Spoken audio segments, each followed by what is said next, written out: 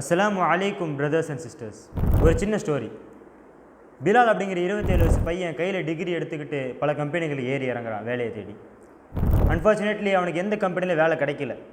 அந்த டிப்ரெஷன்லேயும் சோகத்துலேயும் அவங்க அம்மா கூட சாப்பிட உட்காடுறான்.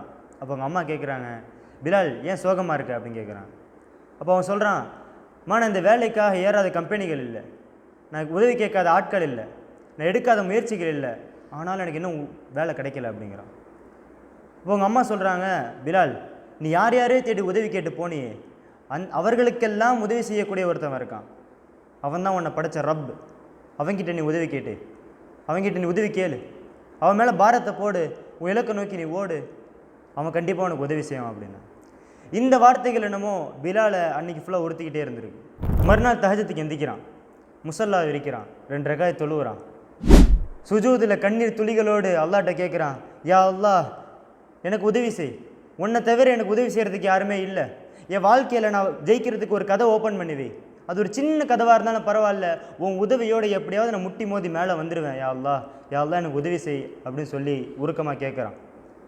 பல நாட்கள் கடந்து போகுது.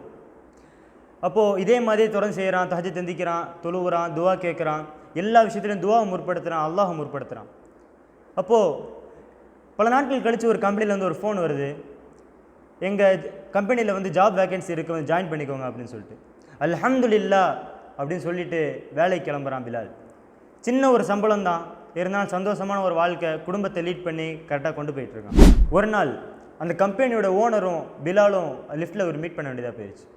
அப்போது அந்த ஓனர் பிலால்கிட்ட சொல்கிறாரு, பிலால் உன்னை இந்த வேலைக்கு நான் ஒரு ஆக்சிடெண்ட்டாக தான், அதாவது எதிர்ச்சியாக தான் எடுத்தேன், உன்னோட இடத்துல வேறு ஒருத்தர் நான் வேலைக்கு எடுத்துருக்க வேண்டியது, அவனோட ரெஸ்யூம் தான் ஃபஸ்ட்டு எடுத்தேன், அவனுக்கு தான் ஃபஸ்ட்டு ஃபோன் பண்ண போனேன், ஏதோ ஒன்று உனக்கு ஒரு சான்ஸ் கொடுத்து பார்க்கலான்னு தோணுச்சு, அதனால தான் உனக்கு நான் வேலைக்கு எடுத்தேன், உன்னை நான் வேலைக்கு எடுத்தேன் அப்படின்னு. பிலாலுக்கு தெரியும் யார் இது அவர் மனசில் போட்டா அப்படின்னு. உன்னை புரிஞ்சுக்கணும், அல்லாஹ் நினச்சாதான் யாருக்காக இருந்தாலும் உதவி. அல்லாஹ் தன் திருமறையில் கூறுவதை போல, உமன் நஸ்ரு இல்லா மின் இந்தில்லாஹ், அல்லாஹ்விடமிருந்தே தவிர உதவி இல்லை, இன்னல்லாஹ் நிச்சயமாக அல்லாஹ் அசீசுன் ஹக்கீம், அவன் தான் மிகைத்தவனும் ஞானமுடையவனும் ஆவான். ஆகையால் நம்ம எல்லா விஷயத்திலையும் அல்லாஹை முற்படுத்தணும், அல்லாஹ்கிட்ட துவா கேட்கறதுக்கு பழகிக்கணும்.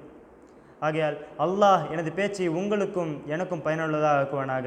அஸ்ஸலாமு அலைக்கும் வரஹ்மத்துல்லாஹி வபரகாத்துஹு.